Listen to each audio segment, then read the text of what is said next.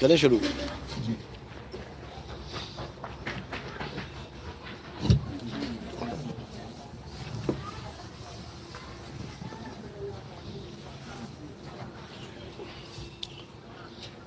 साहिब बंदगी सतनाम।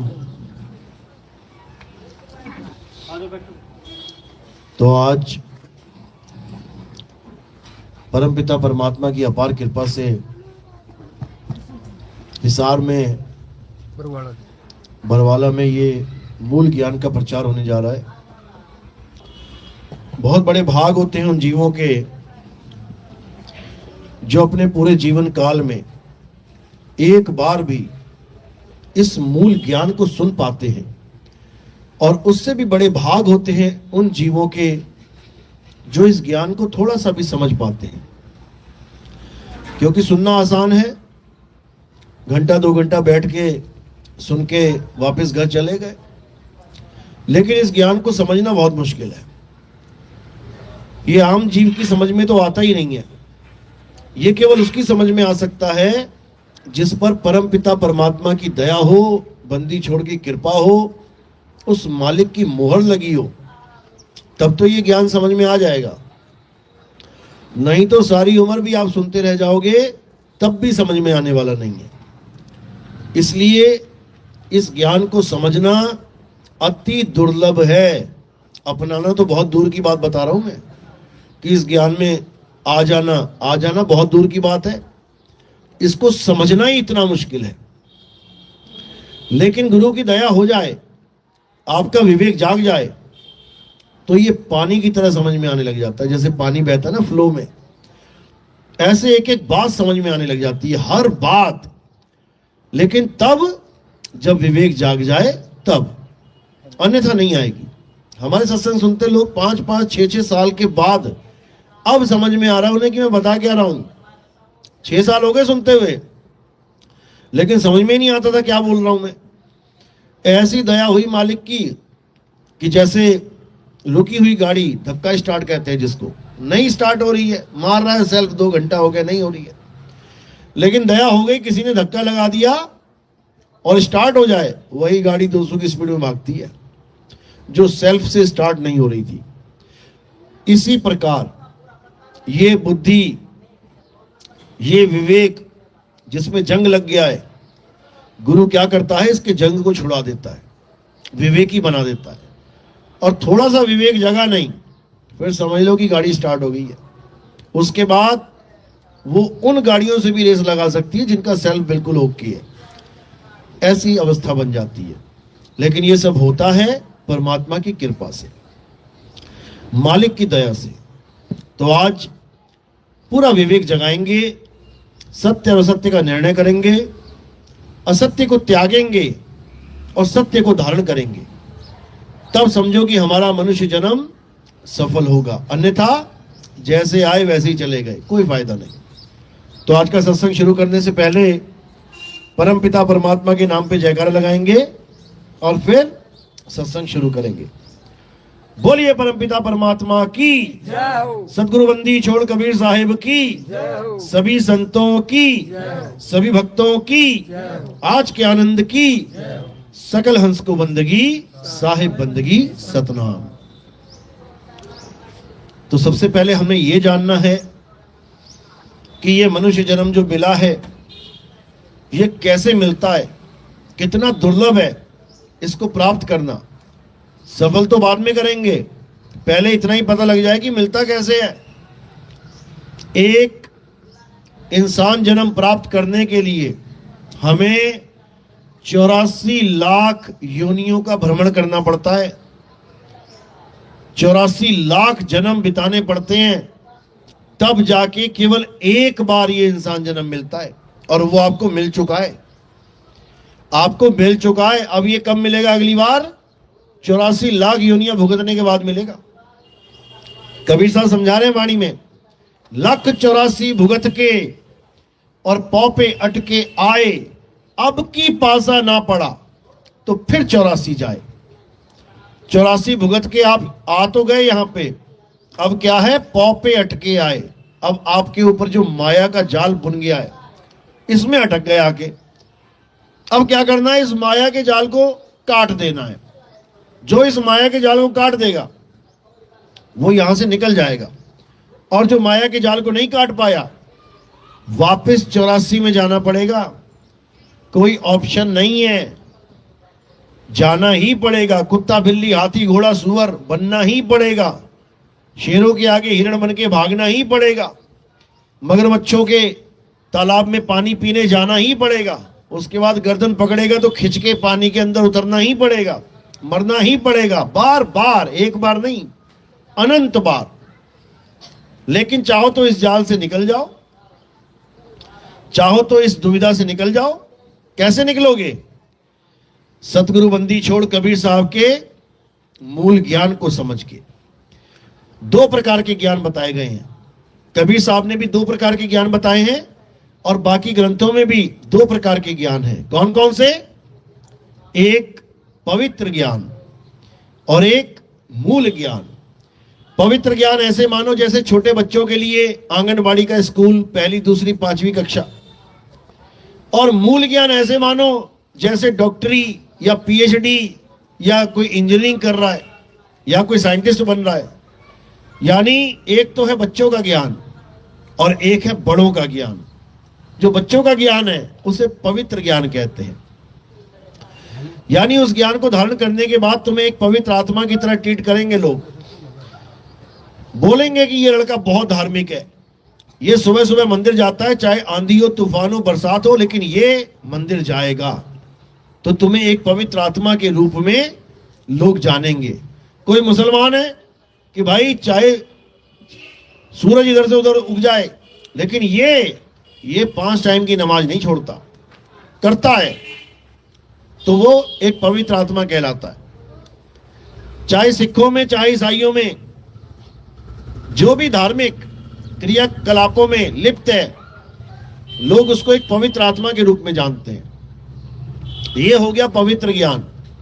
मंदिर, मस्जिद, गुरुद्वारे, चर्च, पूजा पाठ, हवन, यज्ञ, ये सब, नमाजें, कुराने, ये सब, गुरु ग्रंथ साहब पढ़ना, वाणियाँ रटना, वाणियाँ गाना, मंत्र जपना, चर्च जाना, प्रेयर करना, ये सब पवित्र ज्ञान में आता है। सब पवित्र ज्ञान में। तो मूल ज्ञान क्या है? मूल ज्ञान बिल्कुल अलग ज्ञान है। पवित्र ज्ञान में तुम हर चीज को पूजते हो, हर चीज की पूजा करते हो, यानी तुमसे भिन्न जो कुछ भी है उसी का ज्ञान प्राप्त करते हो। और मूल ज्ञान में तुम खुद से भिन्न हर चीज का त्याग करते हो। हर प्रकार के मंदिर, मस्जिद, गुरुद्वारा, चर्च, सबको छोड़ देते हो। हर प्रकार की पूजा पाठ, हवन, यज्ञ, जो भी क्रियाएं बताई जाती हैं, सबको छोड़ दोगे। और क्या करोगे? मूल ज्ञान में खुद को जानोगे। खुद को, यानी तुमसे जुदा जो कुछ भी है उसको छोड़ देना है और खुद को जान लेना है। इसी को कबीर साहब कहते हैं कि जल में मीन प्यासी, मोहे देखत आवे हांसी, आत्म ज्ञान बिना नर भटके, कभी काबा कभी काशी। यानी आत्म ज्ञान को जाने बिना हर जीव कहीं ना कहीं भटक रहा है। अभी कोई त्योहार आ जाए, अभी कोई पूजा पाठ वाला त्योहार आ जाए, देखो डारे की डारे लोगों की भीड़, कहां जा रहे हैं ये? कोई इधर गली में भाग रहा है, कोई उधर गली में भाग रहा है। पूछो कहां जा रहे हो? पूजा करने जा रहे हैं, पाठ करने जा रहे हैं, ये करने जा रहे हैं, वो करने जा रहे हैं। यानी भगवान के नाम पे सब भागम भाग लगी हुई है। ये तो चलो गली मोहल्ले की बातें हैं। अभी यात्राएं चलेंगी, देखना 100-100, 150-150, 200 किलोमीटर लोग पैदल जा रहे हैं। उनको पूछो कहां जा रहे हो? भगवान की पूजा करने जा रहे हैं। इसी को कबीर साहब ने कहा, आत्म ज्ञान बिना नर भटके। ये भटके हुए लोग हैं जिनको पता ही नहीं है करना क्या है। जो कोई कुछ कहता जा रहा है उसको मानते जा रहे हैं। कोई कह रहा है इधर आ जाओ, इधर भगवान है, उधर चल पड़े। फिर थोड़े दिन बाद कोई और त्योहार आया, वो कह रहे उधर भगवान है, उधर चल पड़े। फिर थोड़े दिन बाद कोई और त्योहार आया, उधर की यात्रा करने चले गए। भटकते ही रह जाएंगे सारी उम्र। ये भटकना कब खत्म होगी? आत्मज्ञान बिना नर भटके। आत्मज्ञान, आत्मज्ञान का मतलब क्या होता है? आत्मज्ञान का मतलब राम जी, कृष्ण जी, हनुमान जी, अल्लाह, वाहिगुरु, गॉड नहीं होता। आत्मज्ञान का मतलब होता है खुद का ज्ञान। तुम्हें तुम्हारा ज्ञान हो जाए कि आखिर तुम हो कौन। आत्मज्ञान। क्योंकि आत्म शब्द जहां भी लग जाता है, कहीं पर भी आत्म शब्द लग गया तो सारा मैटर तुम्हारे ऊपर लागू हो जाता है। सारी बात तुम्हारे ऊपर आके टिक जाती है। जैसे कोई तुम्हें कहे कि कथा लिखो, किसी की भी लिख दो, लेकिन कोई कहे आत्म कथा लिखो तो किसकी लिखोगे? खुद की। कोई कहे हत्या कर दो, किसी की भी कर दो। कोई कहे आत्महत्या करो तो किसकी करोगे? खुद की। कोई कहेगा ये बंदूक ले रक्षा कर, किसी की भी कर लो। कोई कहे केवल आत्म रक्षा कर, तो खुद की करनी पड़ेगी। इसी प्रकार कोई कहे निर्भर हो जा तो किसी पे भी हो जा, और कोई कहे आत्मनिर्भर हो जा तो खुद पे निर्भर हो जा। आत्म शब्द जुड़ते ही सारा भाव ही बदल जाता है। आत्म शब्द जुड़ते ही सारे संसार से जुदा होके सारा मामला तुम्हारे ऊपर फिट हो जाता है। इसी प्रकार कोई कहे कि ज्ञान प्राप्त करो तो किसी का भी कर लो, और कोई कहे कि आत्म ज्ञान प्राप्त करो तो किसका ज्ञान प्राप्त करना है? खुद का। आत्म ज्ञान यानी खुद का ज्ञान। तुम्हें तुम्हारा ज्ञान हो जाए, इसे आत्म ज्ञान कहते हैं।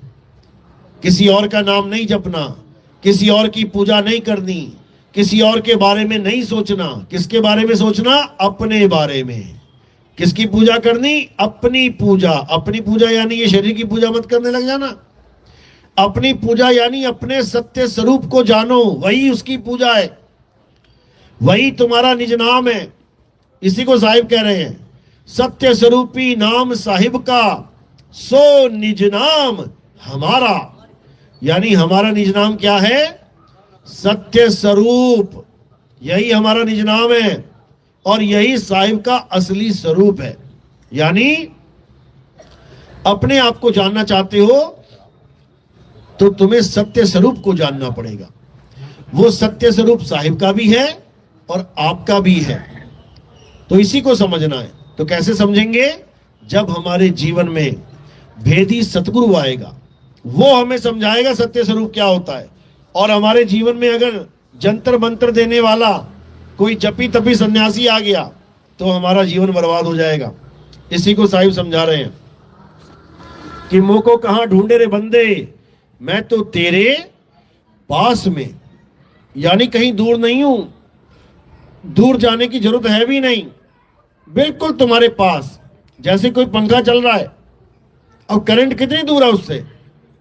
बिल्कुल भी दूर नहीं है, बिल्कुल पास में है उसके। कोई बल्ब जल रहा है तो जलते हुए बल्ब में करंट कितनी दूर है? बिल्कुल पास में है उसके, कहीं जाने की जरूरत नहीं है। अपने पास ही खोजना है उसे, जपना नहीं है। जपने में चले गए तो जीवन बर्बाद हो जाएगा। इसलिए साहिब ने कहा, ना मैं जप में, ना मैं तप में। ना तो कोई जप करना है, ना ही कोई तप करना है। अब लोग इस दुविधा में पड़ जाते हैं कि नितिन दास कह रहा है कि कोई जप नहीं करना, और सारे बाबा A to Z दुनिया में कह रहे हैं कि जप करना है, तो ये अकेला ही सही हो गया, बाकी सारे झूठ हो गए।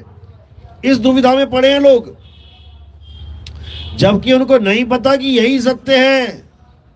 यही सत्य है कि जप नहीं करना है। क्योंकि अकेला नितिन दास नहीं बोल रहा है, ये कबीर साहब भी बोल रहे हैं। कबीर साहब की वाणी है, ना मैं जप में, ना मैं तप में, और ना मैं व्रत उपवास में। तो मैं अकेला थोड़ी नहीं बोल रहा हूं, कबीर साहब भी बोल रहे हैं, लेकिन तुम्हें समझ में ही नहीं आ रही, वो तुम्हारी दुविधा है। कबीर साहब एक जगह नहीं कई जगह बोल रहे हैं, 52 अक्षर जोरे आन, सक्या न अक्षर एक पहचान। यहां पर भी बोल रहे हैं कबीर साहब कि 52 अक्षरों के द्वारा बड़े बड़े नाम बना लिए तुमने, मंत्र बना लिए, बड़े बड़े पैराग्राफ बना लिए, रट रहे हो उसको। बड़े बड़े ग्रंथ बना लिए, बड़ी बड़ी कविताएं बना ली, बड़े बड़े काव्य बना लिए, बड़े बड़े श्लोक बना लिए, अब रट रहे हो दिन रात उसको। तो क्या कर रहे हो? 52 अक्षरों को तो जोड़ रहे हो।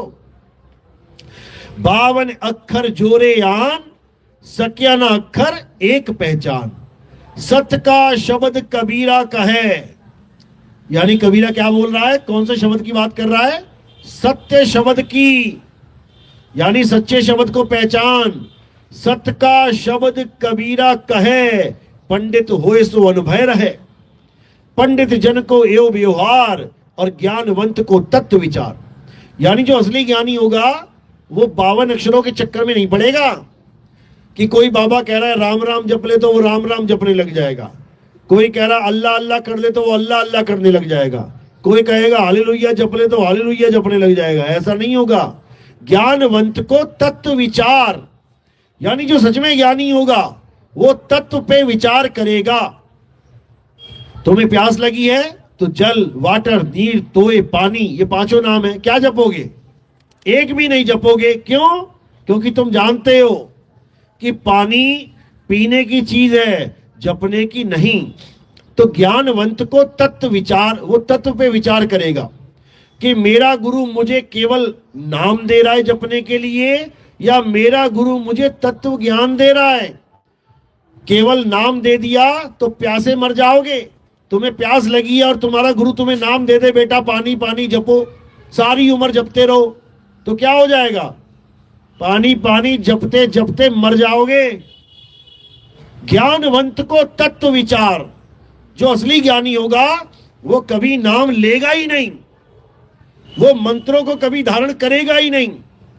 वो किस पे विचार करेगा? तत्व विचार। क्योंकि परमात्मा एक तत्व है, परमात्मा केवल नाम नहीं है कि हिंदुओं ने कह दिया राम राम जप लो, मुसलमान ने कह दिया अल्लाह अल्लाह जप लो, सिख कह रहा भाई गुरु जप लो, ईसाई कह रहा है गॉड गॉड जप लो। चारों के चारों नामों में फंसाना चाहते हैं इस जीव को, चारों के चारों 52 अक्षरों में फंसाना चाहते हैं जीव को। जबकि जीव का कल्याण कैसे होगा? 52 से परे होके, उस तत्व को जान के। कौन सा तत्व है वो? 2 प्रकार के तत्व हैं इस दुनिया में, एक असत्य तत्व और एक सत्य तत्व। असत्य तत्व से क्या बना है? असत्य तत्व से संसार बना है। ये 5 तत्व असत्य हैं, बनते और बिगड़ते हैं, पैदा होते और नष्ट होते हैं। ये सारे शरीर किससे बन रहे हैं? इन्हीं 5 तत्वों से, तभी तो बन रहे हैं, बिगड़ रहे हैं।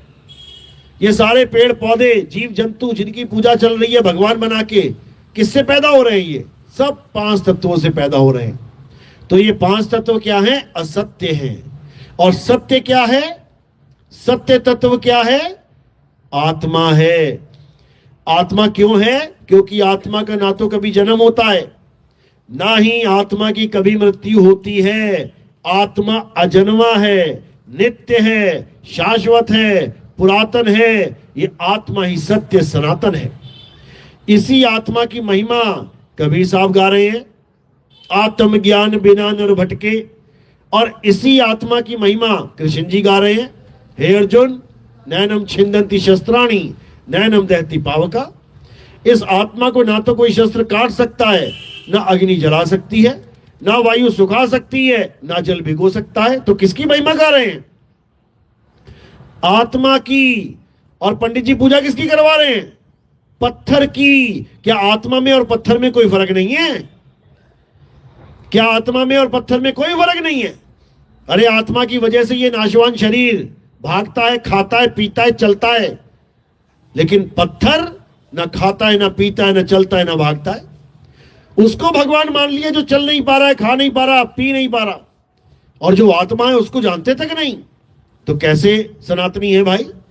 कोई सनातनी नहीं है। सनातनी कौन है? अध्याय 2 24वां श्लोक, हे अर्जुन ये आत्मा अछेद्य है, ये आत्मा अदा है, ये आत्मा शोष्य है, ये आत्मा अचल है। अचल, कभी चलती नहीं है। ये आत्मा सदा स्थिर रहने वाली है, ये आत्मा सर्वव्यापी है, ये आत्मा ही सत्य सनातन है।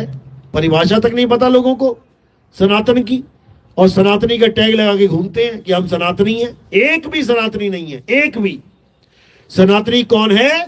जो सत्य सनातन अर्थात आत्मा का पुजारी है। वही सनातनी है। और जो आत्मा को नहीं जानता वो पाखंडी है, पाखंडी। क्यों? पा यानी प्राप्त करना, खंडी यानी खंडित वस्तु को। यानी जो ऐसे भगवान की पूजा करता है जो खंडित हो जाए वो पाखंड है, और जो ऐसे भगवान की पूजा करता है जो कभी खंडित ना हो वो अखंड है, अखंड। इसीलिए कहते हैं अखंड ज्योत जल रही है, अखंड कीर्तन हो रहा है, अखंड पाठ कराया जाएगा। अखंड का मतलब भी पता है क्या होता है? अखंड का मतलब ये नहीं होता 2 दिन का पाठ हो गया अखंड पाठ कह दिया। अखंड का मतलब होता है युगों युग बीत जाए, सारा समय बीत जाए, तब भी वो वस्तु रुकनी नहीं चाहिए, उसको अखंड कहते हैं। लेकिन अखंड की डेफिनेशन भी नहीं पता, और हर चीज के आगे अखंड अखंड अखंड करके जनता को बेवकूफ बना रखा है इन लोगों ने। तो अब क्या करना है? अब सच में उस अखंड को जानना है। अखंड क्या है? कबीर साहब समझा रहे हैं, अखंड साहिब का नाम और सब खंड है, खंड मेर सुमेर खंड ब्रह्मंड है। यानी इस दुनिया में केवल एक ही चीज है जो अखंड है, वो साहिब का नाम है, यानी वो परमात्मा का नाम है। परमात्मा के नाम के अलावा और सब खंडित हो जाएगा। तो परमात्मा का नाम क्या है उसको अच्छे से समझ लो। परमात्मा का नाम परमात्मा किसने रखा? परमात्मा। क्या परमात्मा को अपना नाम खुद ही याद आ गया कि मेरा नाम परमात्मा है? परमात्मा का नाम परमात्मा इंसान ने रखा है। इंसान ने ही सारे नाम रखे हैं, इंसान ने ही भगवान के सारे नाम रखे हैं। दशरथ जी और राम जी देख लो, पिता ने पुत्र का नाम रखा राम, एक नाम रखा था राम, लेकिन आज कितने नाम बन गए राम जी के? अभी सर्च कर लो भगवान राम के 108 नाम, देखो लाइन लग जाएगी। ये किसने रख दिए? ये किसने रख दिए उनके नाम? इसी इंसान ने रखे हैं। नाम पे नाम, नाम पे नाम, नाम पे नाम बनाता चला जा रहा है, बनाता चला जा रहा है। हनुमान जी का नाम केसरी ने हनुमान रखा था, एक नाम। अभी सर्च करो हनुमान जी के 108 नाम, दुनिया भर के नाम। कौन बना रहा है? इंसान बना रहा है, बनाता ही जा रहा है, बनाता ही जा रहा है। कैसे बना रहा है? अक्षरों के द्वारा। इंसान के हाथ में अक्षर लग गए हैं और उन अक्षरों से वो बनाता ही जा रहा है। जैसे इंसान के हाथ ईंट लग गई, ईंट लगी, उसके बाद देखो बिल्डिंगें बनाता ही जा रहा है, बनाता ही जा रहा है। ईंट खत्म कर दो तो सारी बिल्डिंगें खत्म।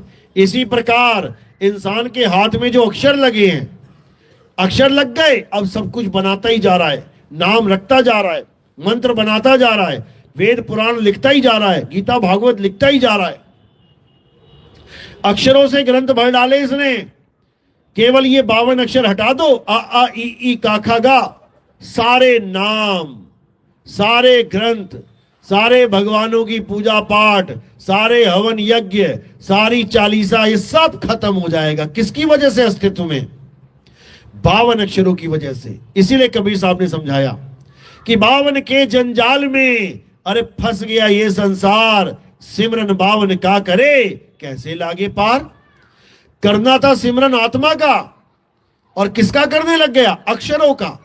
अभी कोई भगवान की बात करे कि चलो पूजा करते हैं, तो क्या उठा लोगे?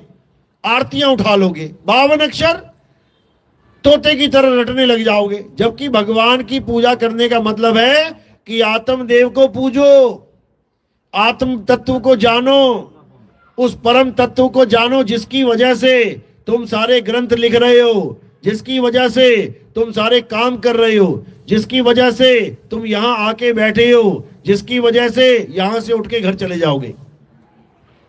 किसकी वजह से? आत्मा की वजह से। ये शरीर कैसे चढ़ के आया ऊपर तक? आत्मा की वजह से। ये शरीर घर से कैसे निकल के आ रहा है? आत्मा की वजह से। ये शरीर कैसे हमारा सत्संग सुन रहा है? आत्मा की वजह से। ये कैसे देख पा रहा है? आत्मा की वजह से। कैसे जयकारे लगा रहा है? आत्मा की वजह से। सब कुछ कर रहा है आत्मा की वजह से, सब कुछ जान रहा है आत्मा की वजह से, और आत्मा को ही नहीं पहचान रहा कि आत्मा होती क्या है। 24 घंटे आत्मा आपके साथ है, 24 घंटे। ऐसा तो नहीं है कि 1 घंटे के लिए बाजार घूमने चली जाती छोड़ के। चली गई ना, वहीं गिर जाओगे, ढेरी हो जाओगे। 1 घंटे में तो राम नाम सत्य कर देंगे लोग तुम्हारा। आत्मा की वजह से ही तुम्हें हर प्रकार का रिश्ता मिल रहा है। तुम्हारी लड़की की शादी होने वाली है, शादी हो गई किसकी वजह से? आत्मा की वजह से। रिश्ता पक्का हो गया, सब कुछ हो गया, और आत्मा ने शरीर छोड़ दिया, करेगा शादी उससे कोई? शरीर वही है जिसे पसंद किया था, बहुत गोरी है, बहुत चिट्टी है। आत्मा निकल गई ना, फिर कोई ना शादी करेगा। शादी कर भी ली और आत्मा निकल गई तो कोई ना रखेगा साथ में कि 1 हफ्ता रख लेता हूं अपनी बीवी को अपने साथ। उसी दिन जय हो करवा देंगे तुम्हारी। उसी दिन पहुंच जाओगी शमशान और आग के ऊपर रख दिया जाएगा। जो कुछ भी हो रहा है आत्मा की वजह से। प्रेम मिल रहा है आत्मा की वजह से, खाना मिल रहा है आत्मा की वजह से, कपड़े मिल रहे हैं आत्मा की वजह से, गहने मिल रहे हैं आत्मा की वजह से। अभी जिंदा हो तो खूब चूड़ियां, खूब हार पहन के बैठी हो। जैसे ही शरीर छूट जाएगा आत्मा छोड़ देगी, एक एक अंगूठी निकाल ली जाएगी, एक एक बिछिया निकाल ली जाएगी, सारे हार उतार लिए जाएंगे, कानों के कुंडल उतार लिए जाएंगे, नाक की नथनी तक नहीं छोड़ेगा कोई, बिल्कुल किनारे कर दिया जाएगा, मिट्टी का ढेर समझ के बिल्कुल किनारे। तो अभी कोई माँ समझ रहा है, कोई बाप समझ रहा है, कोई भाई बहन समझ रहा है, आत्मा की वजह से। इसी आत्म तत्व को जानना हमारे जीवन का एकमात्र उद्देश्य है, एकमात्र। कोई कहे 2 उद्देश्य, 2 नहीं है, एकमात्र उद्देश्य है आत्म तत्व को जानना, उस परम तत्व को जानना, उसका ध्यान करना। यही कबीर साहब समझा रहे हैं कि श्वासा की कर सिमरनी, कर अजपा का जाप, परम तत्व का ध्यान धर, सो हम आपे आप। यानी क्या करना है? कोई नाम नहीं जपना। भगवान का नाम तो जपना ही नहीं है उसको पाने के लिए। हाँ, तुम किसी भी नाम से उसको पुकार सकते हो। तुम्हें राम नाम अच्छा लग रहा है, अच्छी बात है, तुम राम कह लो। तुम्हें हरि नाम अच्छा लग रहा है, अच्छी बात है, हरि कह लो। तुम्हें अल्लाह नाम अच्छा लग रहा है, बहुत अच्छी बात है, अल्लाह कह दो। तुम्हें वाहिगुरु नाम अच्छा लग रहा है, ठीक है, उसको तुम वाहिगुरु कह दो। तुम्हें गॉड नाम अच्छा लग रहा है, बहुत अच्छी बात है, गॉड कह लो। तुम्हें यहोवा नाम अच्छा लग रहा है, उससे भी अच्छी बात है, यहोवा कह लो। तुम पुकार किसी भी नाम से सकते हो उसे, लेकिन नाम जपना नहीं है, जपना नहीं है। तुम्हें प्यास लगी है, तुम चाहे कह दो भैया पानी दे दो। तुम्हें प्यास लगी है, तुम कह दो please give me some water. तुम्हें प्यास लगी है, तुम कह दो भैया थोड़ा जल दे दो। तुम्हें प्यास लगी है, भैया नीर दे दो, भैया तोय दे दो। अलग अलग भाषाओं में तुम कोई भी नाम ले लो, उससे कोई फर्क नहीं पड़ता। लेकिन कोई कहे नहीं पानी पानी जप ले, नीर नीर जप ले, वाटर वाटर जप ले, तो तुम्हें बर्बाद कर रहा है वो, बर्बाद। यानी राम नाम बहुत प्यारा है, तभी तो संतों ने अपनी वाणी में लिया। राम नाम बहुत प्यारा नाम है, लेकिन कोई कहे कि राम राम जप ले, तो वो बला है, बला। समझ लो, कबीर साहब समझा रहे हैं वाणी में, क्या कह रहे हैं? भला हुआ मेरी माला टूटी, मैं राम भजन से छूटी, मेरे सिर से टली बला। कबीर साहब कह रहे बला है वो, अगर उसको जपने लग जाओ तो। लेकिन अगर उसको केवल आप नाम से पुकार रहे हो, राम कहते बहुत प्यारा नाम है। इसीलिए कबीर साहब ने परमात्मा की जगह हजारों वाणियों में राम नाम का जिक्र किया। अरे राम नाम की लूट है, लूट सके तो लूट, अंत काल पछताएगा, प्राण जाएंगे छूट। अरे राम नाम रटते रहो, जब लग घट में प्राण, कब हूं दीन दयाल के, भनक पड़ेगी कान। कबीर साहब ने कोई कमी नहीं छोड़ी, राम राम खूब बोला उन्होंने। लेकिन ये नहीं बोला कि राम राम जपना है, बिल्कुल नहीं।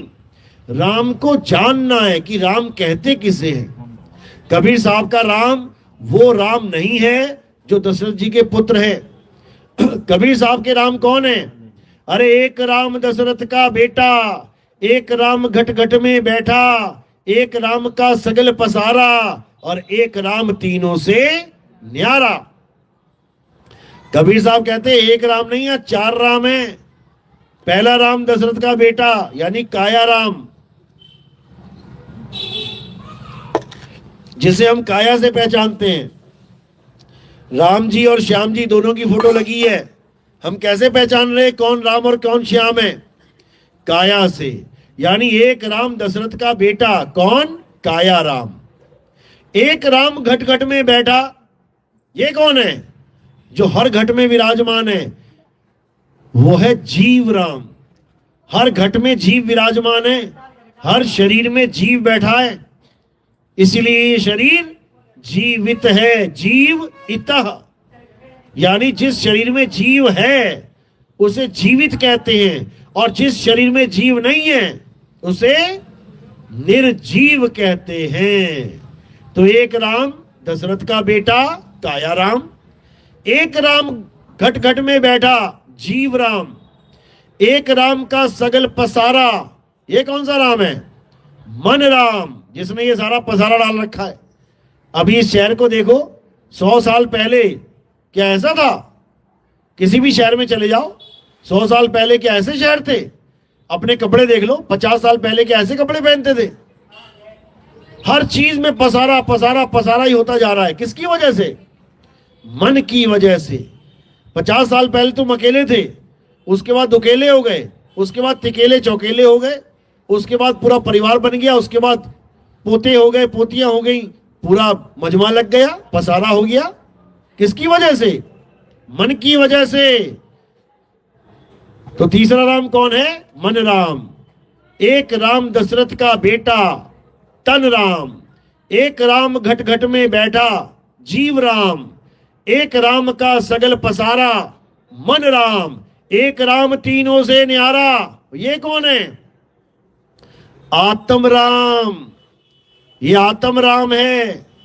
इसी को परम आत्मा बोलते हैं, इसी को परम तत्व बोलते हैं, इसी को निह तत्व बोलते हैं, इसी को निज नाम बोलते हैं, इसी को विदेह नाम बोलते हैं, इसी को सार शब्द बोलते हैं, इसी को सत्य नाम बोलते हैं, इसी को बंदी छोड़ बोलते हैं, इसी को शब्द गुरु बोलते हैं।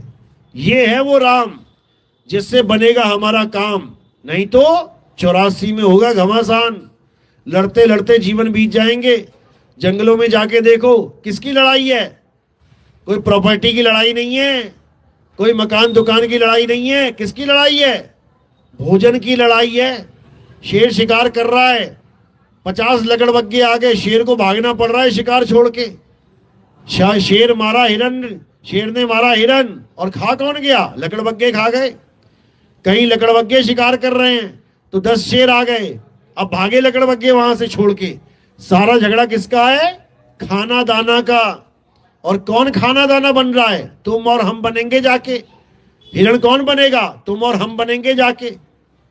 ये हाल हो जाएगा अगर हमने चौथे राम को नहीं जाना तो। क्योंकि चारों रामों की जब तक आपको व्याख्या समझ में नहीं आई, तब तक तुम्हें पता ही नहीं लगेगा कि मेरा गुरु कौन से राम की पूजा करवा रहा है। 3 राम की पूजा करने पर मुक्ति नहीं मिलती। कौन कौन से राम? तन राम, मन राम और जीव राम। इन तीनों की पूजा कर लो, कभी मुक्ति नहीं होने वाली। मुक्ति का दाता कौन है?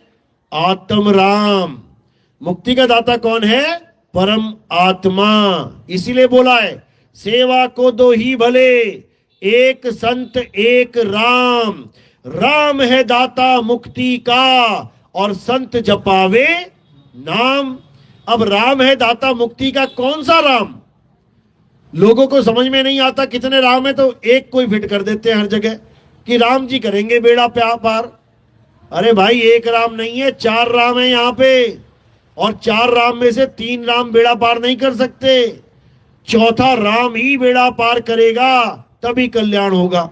तो कबीर साहब ने कोई कसर नहीं छोड़ी बताने में, लेकिन अज्ञानी जीव बेचारा समझ ही नहीं पाया, तो करे क्या। इसीलिए कबीर साहब ने बोला, आदि नाम हम भाग सुनाया, और मूर्ख जीव समझ नहीं पाया। कि आदि नाम भाग भाग के समझा के थक गया मैं, लेकिन ये मूर्ख जीव समझ ही नहीं पा रहा है। इसको पत्थर में और आत्मा में फर्क ही नहीं लग रहा है। कृष्ण जी कह रहे हैं, आत्मा को जान, आत्मा को जान, आत्मा की पूजा कर, आत्मा को पहचान। और ये पत्थर से नहीं छुड़ा पा रहा है अपनी जान, तो कैसे बात बनेगी। अध्याय 3 17वां श्लोक बिल्कुल क्लियर कर दिया गीता में। करना क्या है समझ लो। हे अर्जुन, जो अपनी आत्मा में रमण करते हैं, जो अपनी आत्मा में तृप्त हैं, जो अपनी आत्मा में संतुष्ट हैं, उनके लिए कोई धार्मिक कर्म कर्तव्य लागू ही नहीं होता। उनको किसी भगवान की पूजा नहीं करनी, उनको किसी देवी देवता की पूजा नहीं करनी, उनको कोई पितरों का भोजन नहीं करवाना, उनको कोई हवन यज्ञ पूजा पाठ, कोई भी परिक्रमा कुछ नहीं करना। कोई मस्जिद में नहीं जाना, कोई गुरुद्वारे नहीं जाना, कोई चर्च नहीं जाना। हर प्रकार के कर्म कांड से, हर प्रकार के पूजा पाठ से बिल्कुल न्यारे हो जाना है। और क्या करना है। हे अर्जुन, जो अपनी आत्मा में रमण करते हैं, जो अपनी आत्मा में तृप्त हैं, जो अपनी आत्मा में संतुष्ट हैं, उनके लिए कोई धार्मिक कर्म कर्तव्य लागू नहीं होता। उनको कुछ नहीं करना है, उनको केवल एक काम करना है, उनको आत्मज्ञानी गुरु के पास जाना है। क्योंकि आत्मा में रमण तो तब कर पाओगे ना जब तुम्हें पता होगा आत्मा होता क्या है। जब आत्मा के बारे में जानोगे तभी तो उसमें रमण करोगे। सारी उम्र पत्थर पूजते रहे, सारी उम्र नाम जपते रहे, सारी उम्र हवन यज्ञ करते रहे, तो अब आत्मा का ज्ञान कहां से हो जाएगा। आत्मा का ज्ञान प्राप्त करने के लिए आत्मज्ञानी गुरु की शरण में जाना पड़ता है। इसी आत्मज्ञानी गुरु को क्या बोला गया गीता में। तत्वदर्शी संत। अध्याय 4 24वां श्लोक। हे अर्जुन, अगर तुम सत्य को जानना चाहते हो, अगर तुम आत्म तत्व को जानना चाहते हो, तो कहां जाओ। किसी जपी तपी सन्यासी के पास नहीं भेजा कि राधे राधे जपले, राम राम जपले, ओम नमः शिवाय जपले, अल्लाह अल्लाह जपले, वाहिगुरु वाहिगुरु जपले। बिल्कुल नहीं। तो क्या करो, तुम ऐसे तत्वदर्शी संत की शरण में जाओ जिसने अपने आत्म तत्व को जान लिया है, जिसने खुद को पहचान लिया है। जो खुद को जानता है वही तुम्हें तुम्हारा स्वरूप बता सकता है। जो खुद को नहीं जानता वो तुम्हें तुम्हारा स्वरूप क्या बताएगा। इसीलिए कबीर साहब ने आत्मज्ञानी गुरु की बात करी है। यानी जो अपने स्वरूप को जान चुका है, जिसको पता लग चुका है कि मैं काया नहीं हूं, मैं शरीर नहीं हूं, मैं ये आंख नाक कान बाल खाल हड्डी ये नहीं हूं, मैं आत्मा हूं। वही तुम्हें तुम्हारी आत्मा का बोध करवा सकता है, तुम्हें आत्मा का ज्ञान समझा सकता है। अन्यथा और कोई गुरु नहीं है संसार में जो तुम्हें आत्मा का ज्ञान बता सके। ये मंत्र देने वाले, ये जंतर देने वाले, ये पूजा पाठ हवन यज्ञ करवाने वाले, ये मंदिर मस्जिद गुरुद्वारों में चक्कर लगवाने वाले, ये तुम्हें आत्मा का ज्ञान कभी नहीं दे सकते। क्योंकि आत्म तत्व 24 घंटे होने के बावजूद इनके पास ये नहीं जानते अपने स्वरूप को। इसीलिए तो मंत्र देते फिर रहे हैं। तो कबीर साहब समझा रहे हैं, अरे घर घर मंत्र देत फिरत हैं, ये माया के अभिमाना, और गुरुआ सहित शिष्य सब बूढ़े, अंत काल पछताना, साधु देखो ये जग बौराना। यानी ये मंत्र जंत्र देने वाले बौरा गए हैं, ये लोग ये बर्बाद हो गए हैं और दूसरों को भी बर्बाद कर रहे हैं। तो क्या करना है, अब मंत्र जंत्र वालों को छोड़ देना है और स्वरूप ज्ञान प्राप्त करने वालों को पकड़ना है। जिन्होंने स्वरूप ज्ञान प्राप्त कर लिया है उनको जानना है। तो साहिब समझा रहे हैं, गुरुआ तो घर घर फिरे। गुरुआ मतलब ये मंत्र देने वाले, ये जंत्र देने वाले, ये पूजा पाठ करने वाले, ये पत्थरों की मूर्तियां, ये शीशे की मूर्तियां, ये धातुओं की मूर्तियां पुजवाने वाले, कैलेंडर फोटो की पूजा करवाने वाले, ये सबको क्या बोला कबीर साहब ने, गुरुआ। तो कह रहे गुरुआ तो घर घर फिरे और कौड़ी केर 50, अपने रूप की खबर नहीं और शिष्य करण की आस।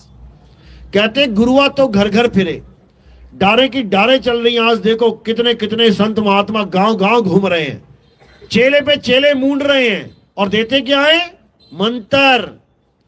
मंत्र पकड़ा देते हैं, हिंदी के नाम, पंजाबी के नाम, उर्दू के नाम, फारसी के नाम। रटते रहो रटते रहो रटते रहो, तोते की तरह जीवन भर बर्बाद हो जाओगे। तो क्या कहते हैं, गुरुआ तो घर घर फिरे, कौड़ी केर 50, अपने रूप की खबर नहीं यानी इन्हें अपना ज्ञान नहीं है, इन्हें अपना स्वरूप ज्ञान नहीं है। ये नहीं जानते कि हम शरीर नहीं, हम आत्मा हैं। ये कभी नहीं समझ सकते कि आत्म तत्व होता क्या है। क्यों? क्योंकि मंत्रों में फंसे पड़े हैं। कोई कह रहा राधे राधे जप ले 8 करोड़ 10 करोड़ बार, कोई कह रहा राम राम रट ले, कोई कह रहा ओम नमः शिवाय जप ले। ये तीनों ही एक नहीं हो पा रहे। राधे राधे वाले को बोलो कि तुम राम राम जपना शुरू कर दो, देखो क्या हो जाता है।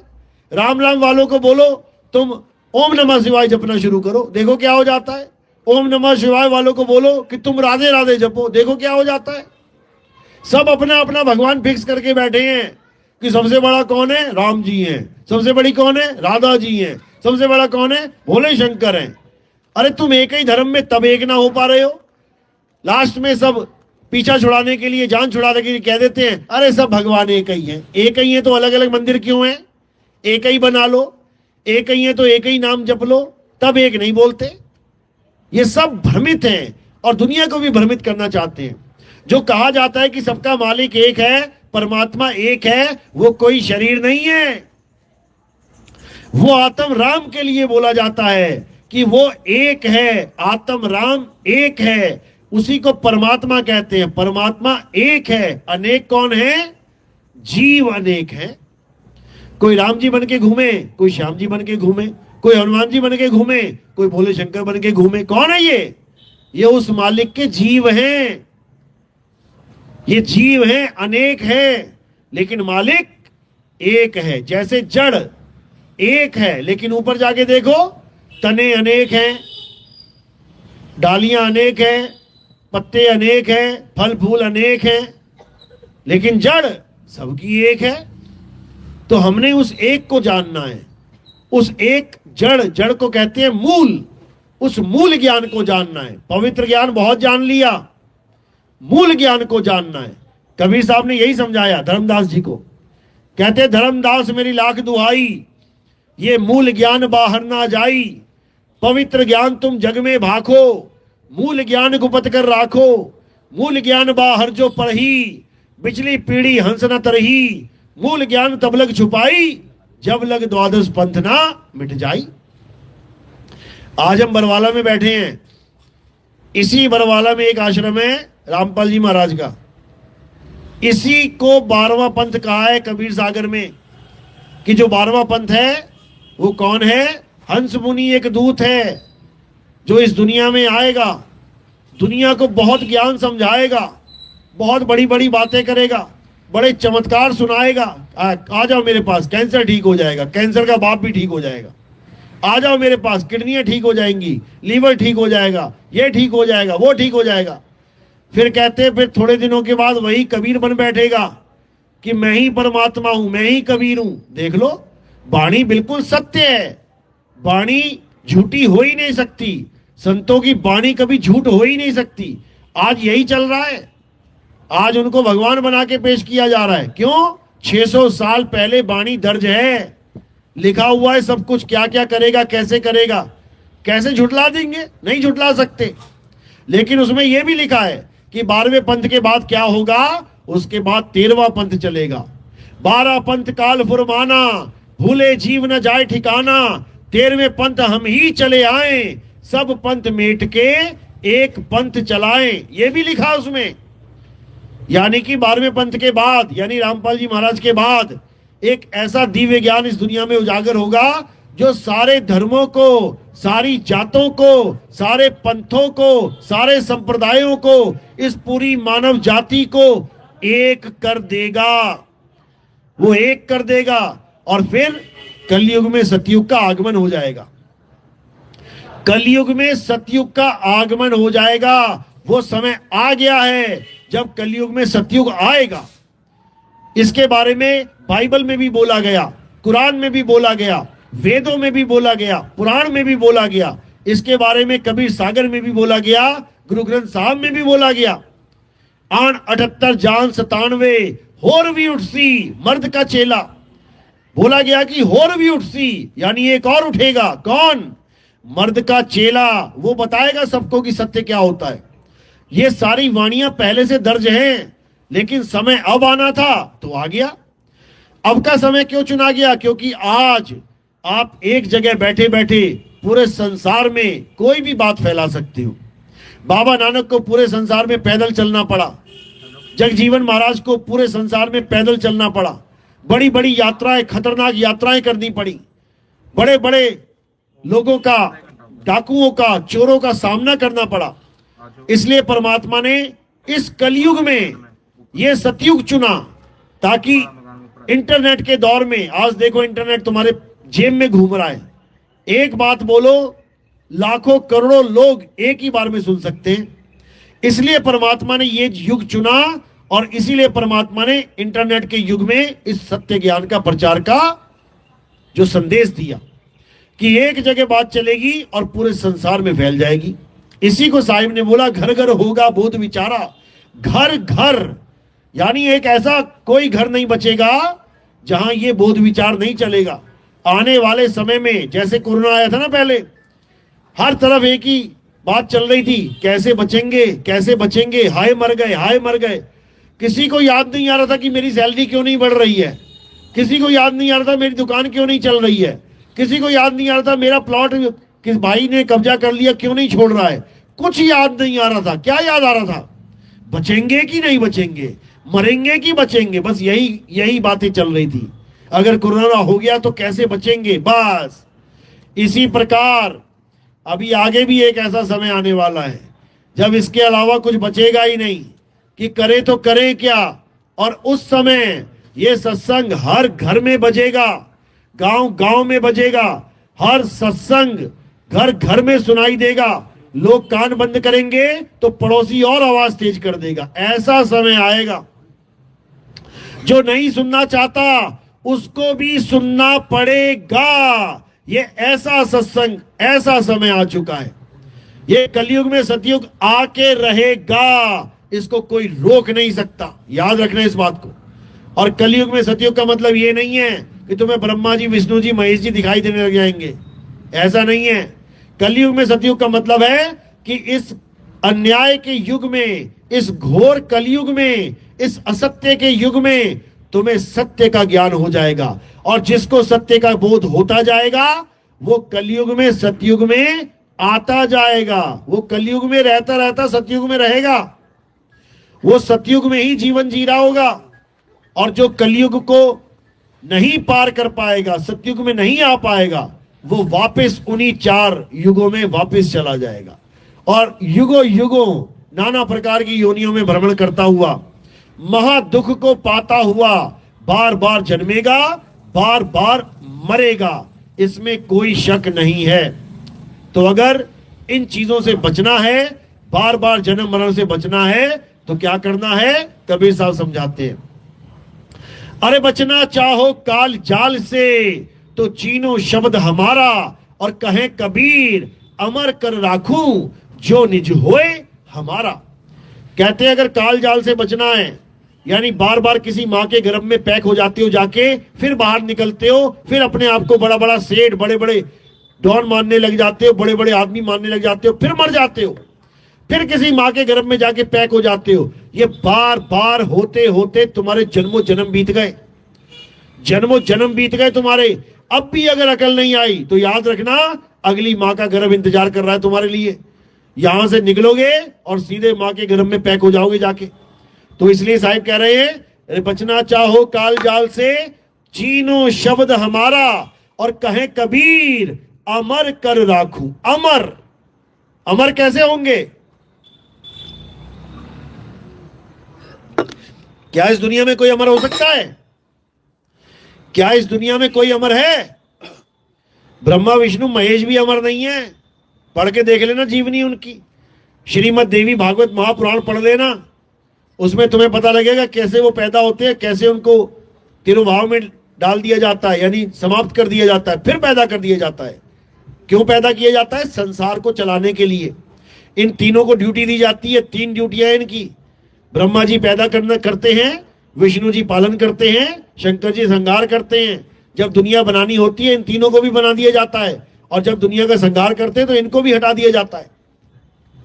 समझो, तो इस दुनिया में तो कोई अमर हो नहीं सकता। ब्रह्मा जी से वरदान मांगे गए राक्षसों द्वारा, ब्रह्मा जी मुझे अमर कर दो। वो कहते हम खुद अमर नहीं है, तुझे कहां से कर दें? इस दुनिया में कोई अमर नहीं है। तो कबीर साहब क्यों कह रहे हैं? कहें कबीर अमर कर राखूं जो निज होए हमारा। क्यों बोल रहे हैं कबीर साहब कि मैं तुम्हें अमर कर दूंगा? इस दुनिया में कोई अमर हो ही नहीं सकता। तो वो क्या करते हैं? वो तुम्हें इस दुनिया से ही निकाल देते हैं और कहां भेज देते हैं? अमर लोक में भेज देते हैं। ये कौन सा लोक है? मृत्यु लोक। ये मृत्यु लोक है। इस लोक में जो भी आ गया उसको मृत्यु होनी है, बच नहीं सकता। इस दुनिया में जो पैदा हो गया वो पक्का मरेगा, बच नहीं सकता। तो बचने के लिए क्या करना पड़ेगा? इस लोक को ही छोड़ना पड़ेगा। बचना चाहो काल जाल से। काल जाल क्या है? मृत्यु लोक ही काल जाल है। ये तुम्हें मकान, दुकान, ये बड़े बड़ी बिल्डिंगें दिख रही है ना, ये क्या है? ये उन लोगों के घर है जिनको फांसी की सजा हो चुकी है। इन घरों में रहने वाले लोग कौन है? जो एक दिन मरने वाले हैं। सबकी मौत निश्चित है, सबको फांसी की सजा हो चुकी है, सबने मरना है, लेकिन फिर भी होड़ लगी है मैं ऊंची वाली बिल्डिंग में रहूंगा। अबे तो कितना भी ऊंचा चला जा, तू आसमान तक बिल्डिंग बना ले, तब भी तेरी मौत पक्की है। तू कितना ही बड़ा मकान बना ले, तू कितना बड़ा राजा हो जा, तब भी तेरी मौत पक्की है, क्योंकि तेरी मौत निश्चित है। तो क्या करना है? दुकान मकान में नहीं फंसना, सारी उम्र अपना ही मकान बनाते रहे। यानी कैदी से सारी उम्र उसी की जेल बनवाते बनवाते जन्म बर्बाद करवा दिया। ये जितने मकान दिख रहे हैं ये जेल हैं, अपनी अपनी कोठरी बना के बैठे हैं सारे। लेकिन किसी को लगता है अरे मेरी कोठरी बड़ी छोटी है तो वो अपने आप को गरीब मान रहा है, और किसी को लगता है अरे बड़ा बढ़िया मैंने कोठी बना दी, अपने आप को अमीर मान रहा है। जबकि दोनों ही मौत का सामना करने वाले हैं। यहां कोठियां नहीं बनानी है, यहां जेल नहीं बनानी है, जेल से भागना है। अरे 3 लोक एक जेल है, पाप पुण्य 2 जाल, सारा जग भोजन बना खाने वाला काल। ये जब मुंह फाड़ के आएगा ना तो हालत खराब हो जाएगी, भागते भी नहीं भाग पाओगे। तो क्या करना है? इस लोक को ही छोड़ देना है। और कहां रहना है? कबीर साहब समझा रहे हैं, रहना नहीं देश बेगाना है। ये दुनिया रहने लायक नहीं है। रहना नहीं देश बेगाना है, ये धरती कागज की पुड़िया, बूंद पड़े घुल जाना है। ये संसार झाड़े और झाकड़, अरे उलझ पुलझ मर जाना है। कहे कबीर सुनो भाई साधो, सतगुरु नाम ठिकाना है, रहना नहीं देश बेगाना है। कबीर साहब हमें वो ठिकाना बता रहे हैं जहां पे हमने रहना है। जाके कहां रहेंगे हम इस दुनिया में नहीं रहेंगे, इस संसार में नहीं रहेंगे। रह के देख लेना, रहने भी नहीं दिया जाएगा तुम्हें। कोई सोचे मैं इस संसार में हमेशा हमेशा के लिए रह लूं, नहीं रह पाएगा। उसको मार के दोबारा पैदा कर दिया जाएगा। सदा नहीं रह सकता कोई, हां आना जाना लगा रहेगा। तो कबीर साहब कह रहे हैं कि कहां रहना है? हमें शब्द में रहना है। शब्द ही हमारा सतलोक है, शब्द ही हमारा अलख लोक, अगम लोक, अनामी लोक है। समझ लो, साहिब समझा रहे हैं, लोक अलोक शब्द है भाई, और जिन जाना तिन संशय जाई। यानी हमने कहां रहना है? इस संसार को छोड़ के हमने अपने सत्य स्वरूप यानी शब्द में रहना है। साहिब समझा रहे हैं कि सत्य स्वरूप कैसे प्राप्त होगा, शब्द में कैसे रहेंगे। जाप अजपा और अनहद के द्वारा नहीं जा सकते वहां पे। कोई कहे मैं राम राम राम जप के शब्द में समा जाऊंगा, नहीं। कोई कहे मैं सोहंग सोहंग जप के शब्द में समा जाऊंगा, नहीं। कोई कहे मैं 5 धुनों को सुन के शब्द में समा जाऊंगा, नहीं। इसलिए बोला जाप मरे अजपा मरे अनहद भी मर जाए, और सुरत समाए शब्द में वाको काल ना खाए। यानी सुरत समाए शब्द में। ये सुरत शब्द में तब तक नहीं समाएगी जब तक तुम्हें शब्द भेदी गुरु नहीं मिल जाएगा। ये मंत्र जपाने वाले गुरु नहीं होते शब्द भेदी, ये मंत्र जपाने वाले गुरु जपी कहलाते, जपी। तपस्या करवाने वाले गुरु तपी कहलाते हैं, और घर बार छुड़वाने वाले गुरु सन्यासी कहलाते हैं। तो साहिब क्या कहते हैं? इन जपी तपी सन्यासियों से दूर रहो और किसको ढूंढो? आत्मज्ञानी गुरु को ढूंढो। आत्मज्ञानी गुरु तुम्हें आत्मा का ज्ञान समझाएगा। एक बार आत्मा का ज्ञान हो जाने के बाद हे अर्जुन, तुम कभी अज्ञान को प्राप्त नहीं होगे। यानी एक बार तुम्हें पता लग जाए कि तुम आत्मा हो, उसके बाद तुम कभी इस भ्रम में नहीं पड़ोगे कि तुम कोई आदमी या औरत हो। बिल्कुल नहीं। तुम कभी अपने आप को आदमी और औरत समझ ही नहीं पाओगे। तुम अपने आप को आत्मा ही जानोगे। और जब तुम आत्मा जान गए, यानी तुम आत्मा ही हो गए, अब कब मरोगे? कब मर जाती है आत्मा? 100 साल, 200 साल, 1000 साल, लाख साल, करोड़ साल, अरब साल, खरब साल, तुम्हारा जन्म बीत जाएगा। जीरो लगाते लगाते लगाते लगाते जीरो भी खत्म हो जाएंगे। ये आत्मा तब भी नहीं मरने वाली। इसी आत्मा को जानना हमारे जीवन का एकमात्र लक्ष्य है। जो इस आत्मा को जान लेता है उसका जन्म सफल हो जाता है, और जो आत्मा को नहीं जान पाता वो 84 में निकल जाता है, नाली का कीड़ा बन जाएगा, सुअर बन जाएगा, पूरा जन्म नाली में घूमना पड़ेगा। कोई ना पूछेगा, कोई ना कहेगा ये जी प्रधान था गांव का, ये जी वार्ड नंबर इतने का ये एमसी था, ये जी कोई लीडर था, ये जी कोई मंत्री संतरी था। वो बैठा है गटर में, वो खा रहा है गंद। कोई ना पहचान पाएगा शक्ल उसकी, कौन है ये। सुअर बना दिया जाएगा प्रकृति के द्वारा, हालत खराब हो जाएगी। कुत्ता बिल्ली बकरा बना के बैठा दिया जाएगा कहीं कसाई की दुकान पे, खाल छील के रख देगा, काट काट के पीस लटका देगा, कोई ना बचाने आएगा तुम्हें। आज कोई झापड़ मार दे, साथ के साथ FIR हो जाती है, वहां गर्दन भी काट देगा तो कोई सुनवाई नहीं है। ये ऐसा लोक है, ऐसा दुखदाई लोक है, बार बार गर्दनें कटेंगी। इसलिए साहिब समझा रहे हैं कि बार बार गर्दन से कटने से अच्छा है तू एक ही बार गुरु के आगे गर्दन कटवा ले, तब तेरा कल्याण हो जाएगा। तो कह रहे हैं गुरु को कीजिए दंडवत और कोटि कोटि प्रणाम, कीट न जाने भृंग को गुरु कर ले आप समान। यानी गुरु तुम्हें अपने समान कर लेगा। गुरु कभी अपने आप को शरीर नहीं मानता, वो तुम्हें भी शरीर नहीं रहने देगा। गुरु कभी अपने आप को नाशवान देह नहीं मानता, वो तुम्हें भी नाशवान देह नहीं रहने देगा। गुरु अपने आप को आत्म तत्व रूप में जानता है, वो तुम्हें भी अपने समान कर लेगा, तुम भी आत्मज्ञानी हो जाओगे। गुरु की महिमा है ये। अरे गुरु बड़े गोविंद से मन में देख विचार, हरि सुमिरे सो वार है और गुरु सुमिरे सो पार। कहते हैं वो परमात्मा हमेशा तुम्हारे साथ था, हमेशा, लेकिन फिर भी तुम पार नहीं हो पाए। परमात्मा तुम्हारे अंग संग है, फिर भी तुम पार नहीं हो पाए। क्यों?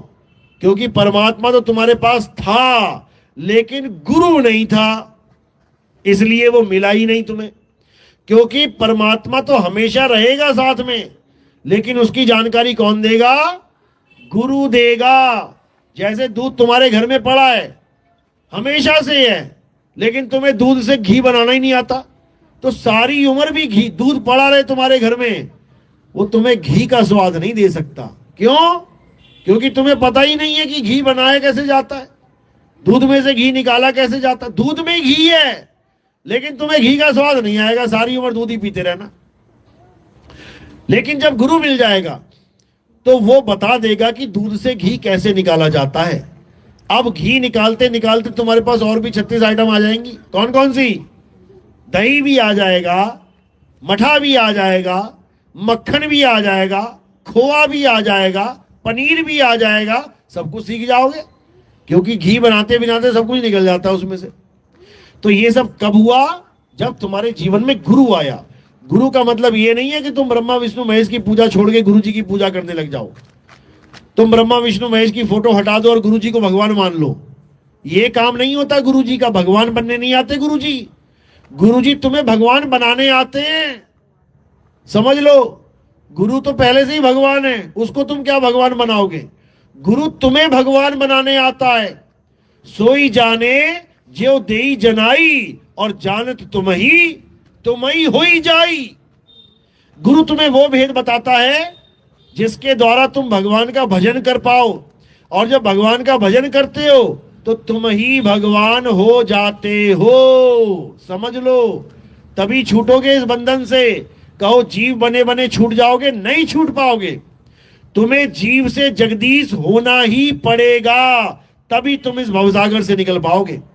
गरीबदास जी महाराज समझा रहे हैं, अरे कोटि तो ब्रह्मा भय और कोटि भय ईश, साहिब तेरी बंदगी से ये जीव हुए जगदीश। यानी तुम्हें ही जगदीश बनना पड़ेगा। भगवान भगवान मत खोजने लग जाना, तुम्हें ही भगवान होना पड़ेगा। और कैसे होगे? अपने स्वरूप को जान के। इसी को गुरु ग्रंथ साहब में बोला गया, तो ही मोही मोही तो ही अंतर कैसा, कनक कटिक जल तरंग जैसा।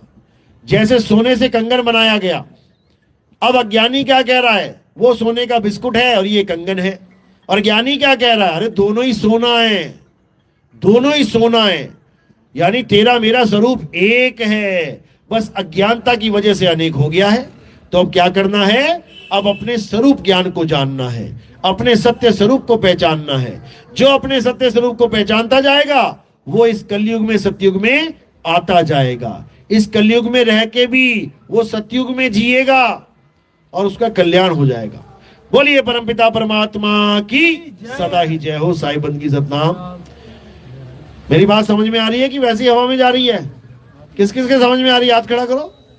बहुत अच्छी बात है, सबके समझ में आ रही है, अच्छी बात है। लेकिन इसको हमेशा याद रखना है, भूलना नहीं है। सत्य को याद रखो, सत्य को धारण करो, असत्य को त्यागो, तभी जन्म सफल होगा, अन्यथा नहीं होगा। तो अब आरती का समय। आरती कैसे करते हैं समझ लो। हमारे यहाँ आरती किसी पत्थर की, फोटो की, कैलेंडर की नहीं होती। हमारे यहाँ आरती किसी जड़ वस्तु की नहीं होती। हमारे यहाँ आरती किसकी होती है? चेतन सत्ता की, आत्मा की आरती होती है, आत्मा की। अब आत्मा की आरती कैसे करेंगे? आत्मा कहां से लाए पकड़ के? मेरे पास आत्मा है, आत्मा है मेरे पास। Thank you. इसी आत्मा की आरती होती है। शरीर की आरती नहीं, मत समझ लेना इसको कि गुरुजी शरीर की आरती करवा रहे हैं। शरीर का खंडन करवाते हैं हम और आत्मा की जागृति करवाते हैं। तो आत्मा की आरती कैसे होती है? एक पत्ता फूल का उठाना है आपने और क्या करना है? धीरे से मेरे सिर के ऊपर रख देना है। मेरे सिर के ऊपर रखने का मतलब क्या है? कि हमने वो फूल काया से परे, यानी पैर के अंगूठे से लेके सिर की चोटी तक, ये काया है। हमने उस फूल को काया से परे समर्पित कर दिया। तो काया से परे समर्पित कहां कर देते हैं? आत्मदेव के चरणों में कर देते हैं। तो ऐसे आत्मा की आरती होगी। और कोई प्रचार प्रसार में योगदान करना चाहेगा तो वो केवल चरणों में सेवा रखनी है। प्रचार प्रसार में योगदान जो आप रखेंगे उससे हम क्या करते हैं? आप जब सुबह घर में देखेंगे अपना टीवी, ईश्वर टीवी, साधना टीवी, तो 6 साढ़े 6 बजे बैठ जाना सामने, 6:30 7 बजे। वहां क्या होगा? वहां बहुत सारे बाबा जी दिखाई देंगे आपको। एक बाबा आएगा, एक बाबा जाएगा। एक कहेगा राधे राधे जप ले, दूसरा कहेगा राम राम जप ले, तीसरा कहेगा ओम नमः शिवाय जप ले, चौथा कहेगा ओम नमः भगवते वासुदेवाय जप ले। फिर पांचवा आ जाएगा कोई ईसाई बाबा, वो कहेगा हालेलुया जप ले। फिर कोई मुस्लिम बाबा आ जाएगा, वो कहेगा अल्लाह अल्लाह कर ले। तो ये बाबा जो हैं, ये तुम्हें नाम जपवाने वाले बाबा एक से एक बैठे हुए हैं। ये सारे बाबा पूरा जोर लगा देंगे, नाम जप लो, नाम जप लो, नाम जप लो। इतने में नितिन दास आ जाएगा बीच में और क्या बोलेगा? नाम छोड़ो, नाम छोड़ो, नाम छोड़ो। अब जो मालिक के विवेकी हंस टीवी देख रहे होंगे, उनके एकदम कान खड़े हो जाएंगे कि भाई ये क्या बोल रहा है। और नीचे ही मेरा नंबर होगा, सीधे कॉल आती है मुझे, कोई अमेरिका से, जर्मनी से, जापान से, फ्रांस, इटली, पता नहीं कौन कौन से देशों में लोग बैठे ये चैनल देख रहे हैं। क्योंकि ये चैनल पूरे विश्व में चलते हैं। ये कोई इंडिया वाला चैनल नहीं है कि इंडिया में चल रहा है, सारी दुनिया में चलते हैं ये चैनल। और हिंदुस्तानी तो इन्हीं चैनलों को देखते हैं सुबह उठ के। तो जैसे ही वो इस प्रचार को देखते हैं, उसी वक्त फोन घुमा देते हैं कि बाबा जी ये क्या मैटर है? सारी दुनिया के बाबा कह रहे हैं नाम जपो, आप कह रहे हैं नाम छोड़ो। तो हम क्या करते हैं? हम उनको यूट्यूब चैनल से जोड़ देते हैं। उनके नंबरों पे जो व्हाट्सएप नंबर होते हैं, उन पे हम अपने सत्संग भेज देते हैं। और धीरे धीरे धीरे उनको ऐसी जागृति हो जाती है कि उनको खुद समझ में आ जाता है कि नाम जपना नहीं, नाम छोड़ना है और आत्मा से सूरत को जोड़ना है, तब कल्याण होगा, अन्यथा बहुत बुरा हाल होने वाला है। तो ऐसे जागृति होती है। उसी प्रचार प्रसार में हम आपकी जो माया देते हैं हम उसको लगाते हैं। लाखों रुपए हमें देना पड़ता है, टीवी में प्रचार के लिए, और हम गीता छपवाते हैं, हर हर गीता, घर घर गीता छपवाते हैं। बड़ी बड़ी यात्राएं चलती हैं भारत देश में, कोई खाटू श्याम जी की यात्रा, कोई नैना देवी की यात्रा, कोई जो कहीं किसी माता की यात्रा। तो उन यात्राओं में जो हजारों भगत होते हैं, हम उनको गीता प्रोवाइड करवाते हैं फ्री। हम उनको भक्तों की ड्यूटी लगा के उन तक गीता पहुंचाते हैं। हमारी गीता मात्र 10 रुपए की होती है, लेकिन हम उनको फ्री बंटवाते हैं ताकि उनको ये समझ में आए कि जिस परमात्मा को ढूंढने के लिए वो इतनी बड़ी बड़ी यात्रा कर रहे हैं, रास्ते में एक्सीडेंट हो जा रहे हैं। देखो कांवड़ यात्रा जाती है, कितने कितने भाई लोग जाते हैं, और क्या होता है, ट्रक पलट गया, ट्राली फट गई, ऐसा हो गया, वैसा हो गया, और घर में खबर आती है कि आपका लड़का मारा गया। तो क्या खुशी की लहर दौड़ती है क्या? बहुत खुश हो जाते हैं। एक बार हरियाणा में एक ही गांव के कितने लोग मारे गए थे? वो कावड़ लेके आ रहे थे। कितने थे? 14-15 25 बता रहा था कोई। हाँ 25। यानी एक ही गांव में 25 लड़के, 25 जवान लड़के एक ही गांव में मर गए। कहां पे था ये गांव? ये इधर था। जिला कौन सा था? झज्जर। बताओ, जिस गांव के 25 जवान लड़के मर जाएं, और देखो क्या लिखा होता है ट्रालियों पे, कहते हैं अकाल मृत्यु वो मरे जो काम करे चंडाल का, और काल उसका क्या बिगाड़े भक्त है महाकाल का। तो क्या बना महाकाल के भक्तों का? 25 लड़के मारे गए, अकाल मृत्यु। अब वो 25 चंडाल थे क्या? तुमने बड़े बड़े बैनर छाप दिए, अकाल मृत्यु वो मरे जो काम करे चंडाल का। वो 25 लड़के मरे, वो भगत थे कि चंडाल थे? पहले यही बता दो हमें। और इतने बच्चे मारे जाते हैं, इतने बच्चे मारे जाते हैं। जैसे ही कांवड़ यात्रा शुरू होती है, तुम टीवी देख लो, तुम मोबाइल देख लो, उसके बाद लाशें गिनना शुरू कर दो तुम। यानी वो चंडाल है क्या? क्या बोल रहे हो और क्या हो रहा है? केदारनाथ में गए थे सब, चंडाल थे क्या? अकाल मृत्यु मरे, छोटे छोटे बच्चे मर गए, जवान लड़के मर गए, जवान लड़कियां मर गई। भगवान के घर गए थे, बचाना चाहिए था भगवान को, कहते मंदिर बच गया। बताओ, भगवान बच गया, भगत मर गए हैं? भगवान बच गया, भगत मर गए, तो भगवान की महिमा हुई क्या? अरे भगवान वो होता है जो भगत को बचाए। प्रहलाद को बचाया था, आज तक महिमा है नरसिंह भगवान की, जबकि आरती कोई नहीं गाता उनकी। बताओ क्या है आरती नरसिंह भगवान की? बताओ जरा, आई याद है किसी को? एक को भी याद नहीं होगी, एक को। लेकिन आज तक महिमा गाई जा रही है कि भगत प्रहलाद को बचा लिया, एक बंदे को बचाया केवल, तो इतनी बड़ी महिमा है। और लाखों को मरवा दिया, तब भी नहीं समझ में आ रहा है। सोचो, किसके बच्चे मर रहे हैं? हमारे तुम्हारे मर रहे हैं। कौन मार रहा है? ये काल मार रहा है। ये काल की मौज लगी हुई है। काल को पसीना कब आएगा? जब अकाल की पूजा शुरू हो जाएगी। इसलिए सिख भाई कहते हैं सत श्री अकाल। सत श्री काल महाकाल नहीं कहते वो लोग, वो अकाल के पुजारी है, वो महाकाल के पुजारी नहीं है। समझो, हमें गलत रास्ते पे चला दिया गया है। एक तो भगवान बना के पूजो, और किसकी पूजा हो रही है? काल महाकाल की। अरे अकाल की पूजा करो, जो काल से भी बड़ा है उसकी पूजा करो, जो तुम्हें अमर कर देगा उसकी पूजा करो। तब समझ में आए कि भक्ति क्या होती है। जो संहार की ड्यूटी जिसकी लगा के बैठे हो, तुम उसी की पूजा कर रहे हो। शंकर जी का क्या काम है? इस सृष्टि का संहार करना। किसका? तुम्हारी माँ का, तुम्हारे पिता का, तुम्हारे बच्चों का। जितने एक्सीडेंट होते हैं, जितने लोग मरते हैं, कौन संहार करता है उनका? शंकर जी करते हैं। जो संहार कर रहा है, तुम उसी को भगवान मान के बैठे हो। समझो बात को। परमात्मा दया का सागर है। कहते तू प्यार का सागर है। बताओ, गाने गा रहे हो, तू प्यार का सागर है, और उसके बाद संहार का काम भी दे दिया उसको। फिर कह रहे हो मारने वाला है भगवान, बचाने वाला। मारने वाला और बचाने वाला एक होता है क्या? तुम्हें कोई गिरा गिरा के मार रहा हो, खूब मार रहा हो, वही बचाने वाला है क्या? अरे कोई और आएगा बचाने के लिए? मारने वाले तो मार ही दिया पीट पीट के। कसाई बकरे को काट रहा है, तो कसाई बकरे को बचाएगा भी क्या? कोई और आएगा, कहेगा ले पैसा ले 5000, बकरा छोड़। तो बचाने वाला मारने वाले से बड़ा होता है। दोनों एक नहीं होते। बेवकूफ बना दिया तुम लोग को इन लोगों ने। तो अब क्या करना है? अब सत्य को जानना है डंके की चोट पे, और सत्य को अपनाना है डंके की चोट पे। बोलिए परमपिता परमात्मा की सदा ही जय हो। साहिब बंदगी सतनाम सतनाम।